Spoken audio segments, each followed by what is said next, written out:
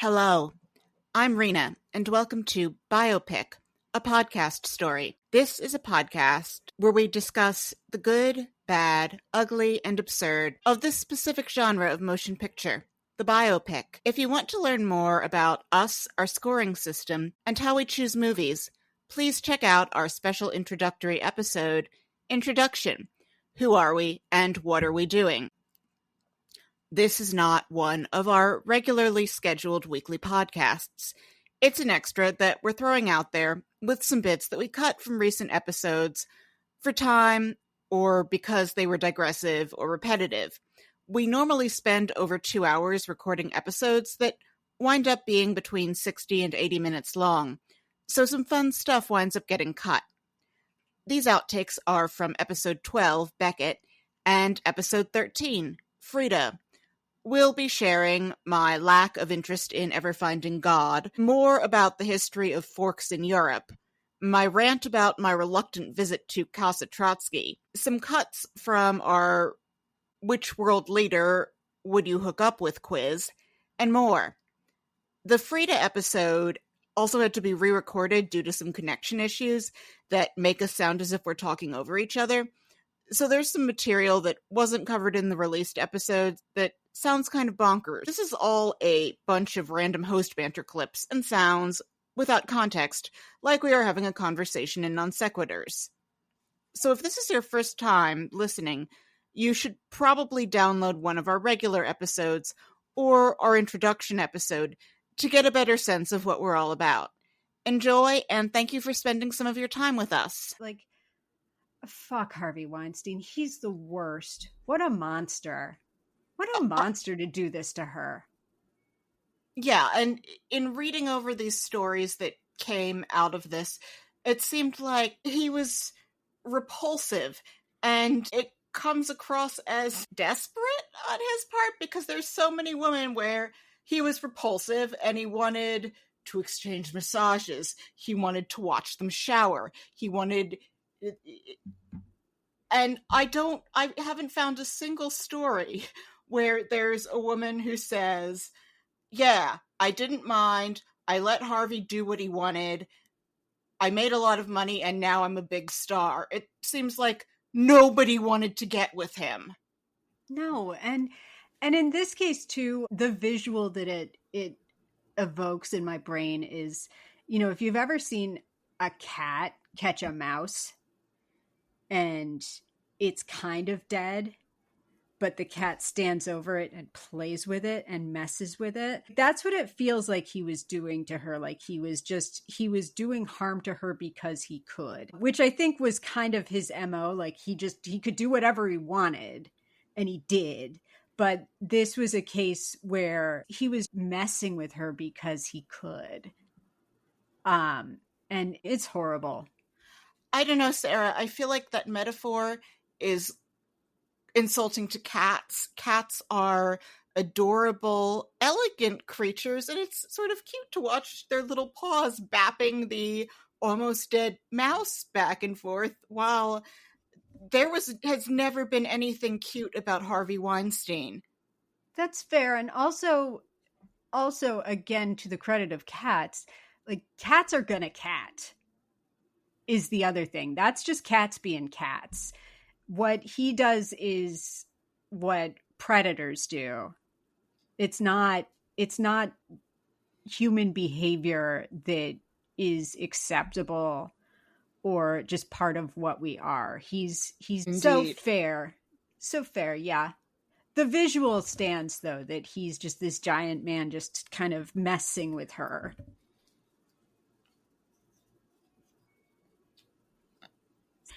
Trotsky stayed in the neighborhood nearby when I was in Mexico City and I went to Casa Azul. I had about an hour to kill because the museums that I really wanted to visit were all closed due to the January 2022 COVID spike.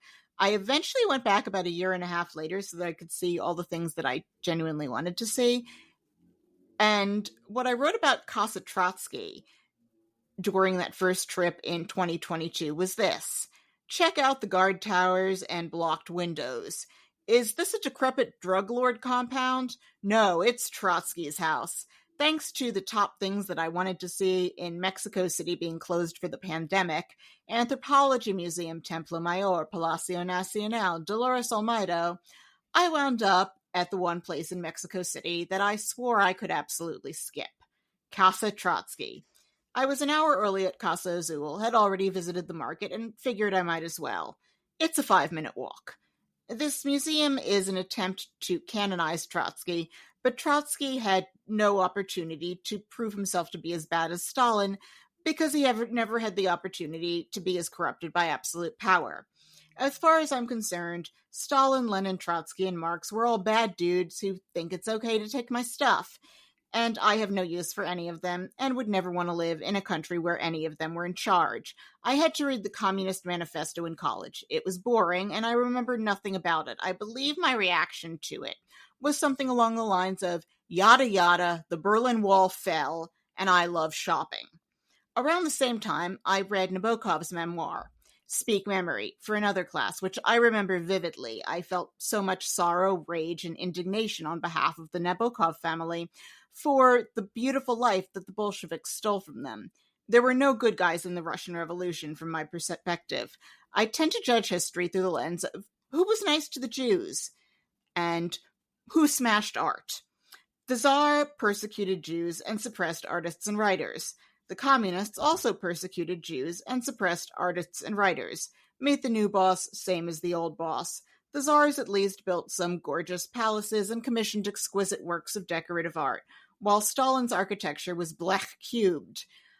I'll go with the Roosevelts, Truman, and Eisenhower any day. They weren't perfect, but were on the balance halfway decent, especially compared to the alternatives at the time, and that is my rant about my visit to Casa Trotsky. There was this really earnest tour guide who wanted to talk about Trotsky, and I got to say, I'm sorry, I have an appointment on the line at Casa Azul, and peace out of there. It's all fair. Same. Fidel Castro. He is in insufferable dude bro territory. Agreed, but he was also very handsome in his youth. Yeah, and so was Che Guevara. Yeah, that could probably be a case where, I don't know, I could possibly lose my presence of mind for realizing when I'm being negged. Sarah, can you explain to any of our listeners who might be over 60 what the term negged that we've used twice here means? I'm going to try. It's a form of peacocking that was popularized and institutionalized by the book The Game by Neil Strauss, which is all about pickup artists. And negging is a technique where you go up to a woman and you kind of compliment her, but you also kind of backhand her. And it's supposed to get a woman's panties to fall off, because you're making her feel bad while also making her feel good. It's kind of dark behavior, but it apparently works all the time. It's basically you insult the woman to reduce her self-esteem so that she will then see you as a prize that she is now looking upward at, and that is negging. I hate it here. Ho Chi Minh. Yeah, that was a screw up on our part because the young Ho Chi Minh, while he was living in Paris, at one point, George Washington was his hero. He wrote letters to our favorite racist Woodrow Wilson. But America sided with France in that particular colonialism debacle, first because the French were our allies, and then because of the Cold War. And I've always wondered why conservatives don't just blame Vietnam on the French, since they hate the French. And saying that the Vietnam War was a mistake is now almost universally accepted wisdom. I'm not going to go into percentages on that. But the young Ho Chi Minh was an opportunity, and then the communists took him under their wing. It's shocking that he was so old that he was able to write letters to Woodrow Wilson, our only president born in the South during the Civil War. Wow. Yeah, Next up, George H.W. Bush. Young, and which Which one is HW? Is that the older one or the younger one? Sarah, this happened in our lifetimes. So I'll cut that. Sorry, I'm terrible. No, you can totally. I honestly, I have to do like the left hand, right hand thing with these two guys because there's Herbert Walker and then there's just Walker. Or does his W stand for something else?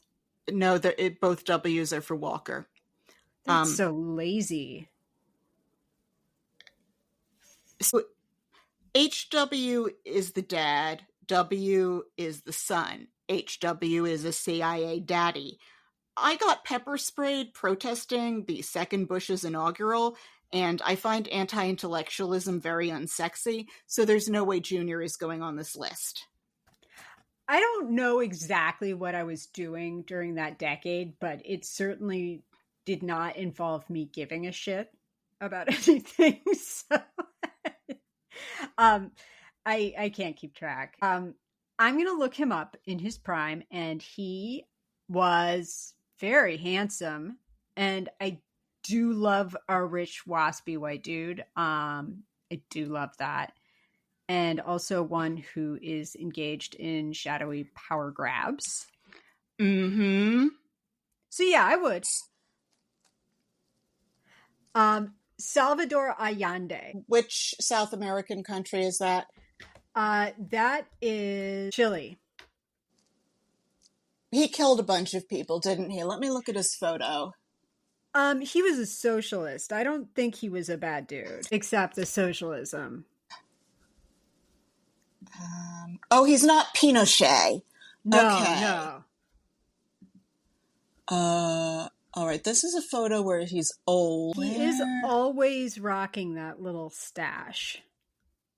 Yeah. Do they have... I don't know. He seems like a nicer person than Stalin. Much nicer, but... It would have to, I mean, it would have to come out down to personal presentation, I guess, because, you know, like just based on the photo, I'm not sure. Yeah. And I don't really know much about him. Oh, sorry. I just interrupted you. No, I don't really know enough about him. Yeah. Pinochet is a hard pass.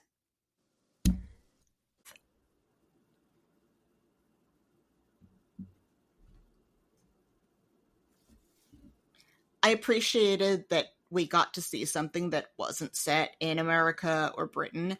We don't see a lot of things that are set outside of the US or Europe. I agree that this was a beautiful movie to look at, and it was nice to get outside of the latter half of the 20th century in the United States. And also, for what it's worth, it's a movie that didn't have any rape in it. Well, Milk didn't have rape in it because it had one major female character. My average came to 8.5. What was yours? My average came to 7.1. So 7.8. I guess that's fair. I liked that it was a movie about a disabled person, that it was about a woman, that it showed a complicated marriage between really brilliant people who still stay married in a case of very strong personalities. It hadn't occurred to me to deduct for Harvey. I looked at what I saw in the end product. I did deduct for the stupid Josephine Baker scene. There's still so much of Taymor's unique vision in there. I looked at Harvey the way I look at the things that all filmmakers need to work around when they're dealing with disasters like Harvey. It was as if there's a hurricane and you need to move to a different state at the last moment and rescout all your locations. And you have to do some set dressing to things that are barely like fifth best to what you had picked out. And that is a completely valid way to look at it. I almost texted you last night to ask about this, but we don't compare scores before the episode. I was torn over this in a way that I didn't anticipate being torn over on our podcast as I was trying to figure out how do I weight the role of monster producer against the decision making, because you know that they just had a terrible situation to work with. There is some fork violence also. Yes. People stabbing people with forks 100 years before anyone in Europe would have actually had a fork. Oh, is that so? Longer, actually. They're shown having forks in the 1160s, but the first records of forks are much later. Like, there is no way they would have had forks to stab each other with. Add context to that, the first evidence of a fork in France, let alone England, is around the 1320s. A century and a half after this is supposed to take place, yet somehow they have forks to stab each other with. These are wild times. I know. And that time is over. Now I'm a person who shows up and has to manage people and everything. And I hear this and I see, like, you're costing money and you suck. Like, this is just so shitty and unprofessional and unpleasant. And maybe it's also like because I did garner some familiarity with how these men treated their partners and their spouses, and they just fucking suck. Sorry. There's a story that Fiona Apple has about the last time she did cocaine, where she was trapped in a screening room with P.T. Anderson, who she was dating at the time, and Quentin Tarantino. Oh, no. Yeah, they just spent the whole night doing cocaine. Can you even imagine how insufferable that was? That's kind of what I imagine here. Like two drunk assholes throwing Shakespeare quotes back and forth at each other instead of showing up to their jobs. Those three people coked up in a room all night, it sounds like the Sartre play No Exit. For sure. And she said, that's the last time I did cocaine. And I thought, you know what? That sounds like a maxing it out situation. Oh, good God. Yeah. Especially Quentin, not someone I'd want to see on coke. Well, and also probably the 2003 era, both of those dudes, like, the egos, can you even imagine? Oh, yeah. I'm exhausted just hearing that story.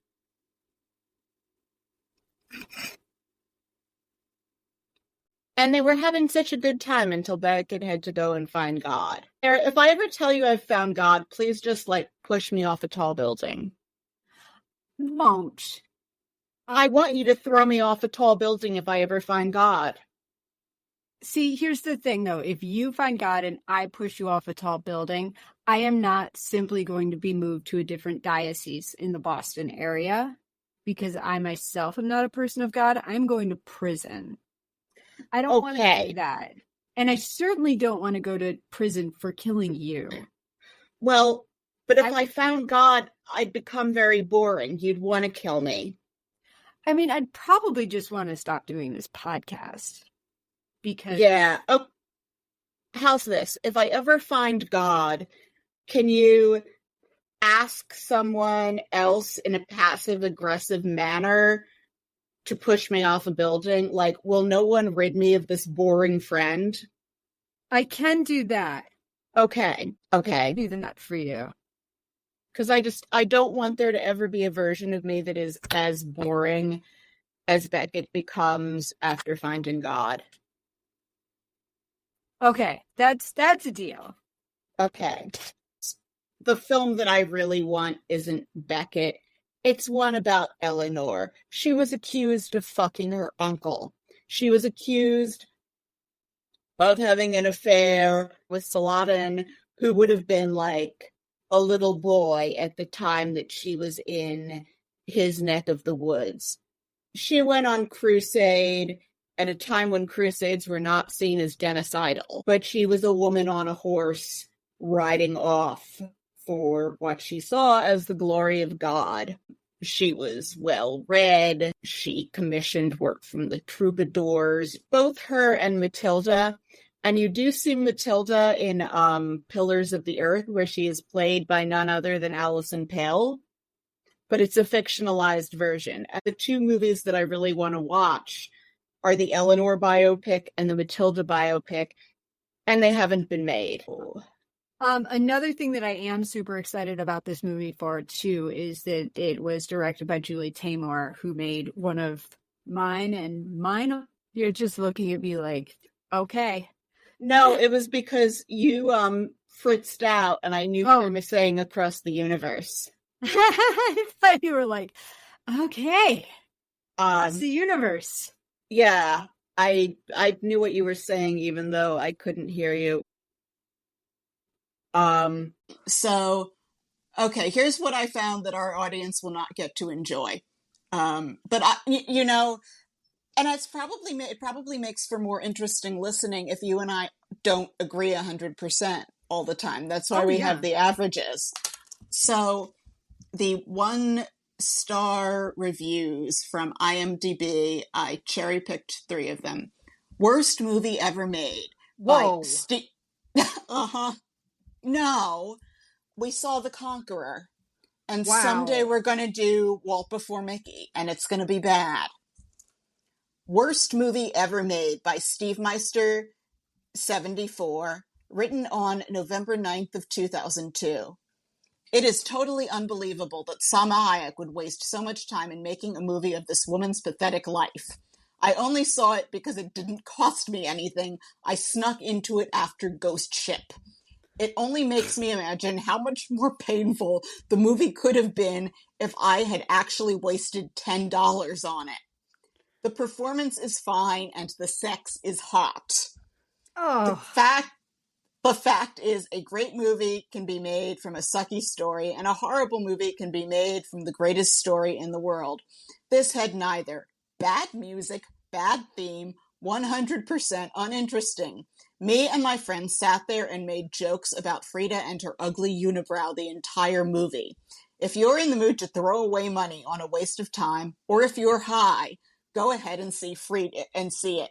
Frida is definitely my prediction for worst picture at this year's Raspberry Award, and he left out the P in raspberry. This reviewer seems straight after Harvey Weinstein's heart. I bet I know a lot of things about this person without ever having met them. I can guess who they voted for. I can guess. I think I could isolate a couple of potential occupations. I think they identify as incel. Yes. And I was going to also say there's a strong possibility that they tried to be a cop and failed. Ooh. Or talk a lot about taking the police exam, but haven't gotten their act together to do it. This is a guy who was supposed to be a lot of things and doesn't hold himself responsible for any of it.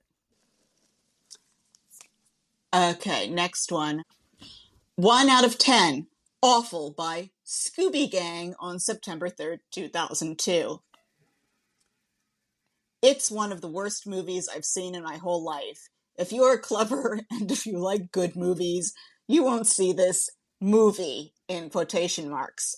Salma Hayek scares with her horrible performance.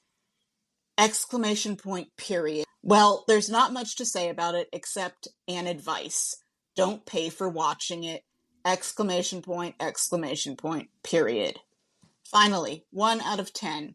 Why Not in Spanish by Kai Treb on August 11th of 2020.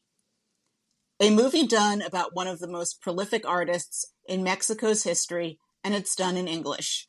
Turned it off after the first sentence spoken. Idiotic decision by a whitewashed Hollywood. How can you review the whole movie if you turned it off after the first sentence?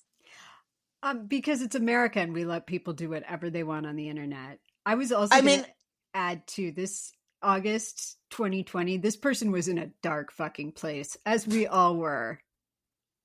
Oh, yeah. You're right. So, like these prior reviewers sound like they saw it in the theater. I guess since this isn't going in the final one, what were some other ones that I decided not to do?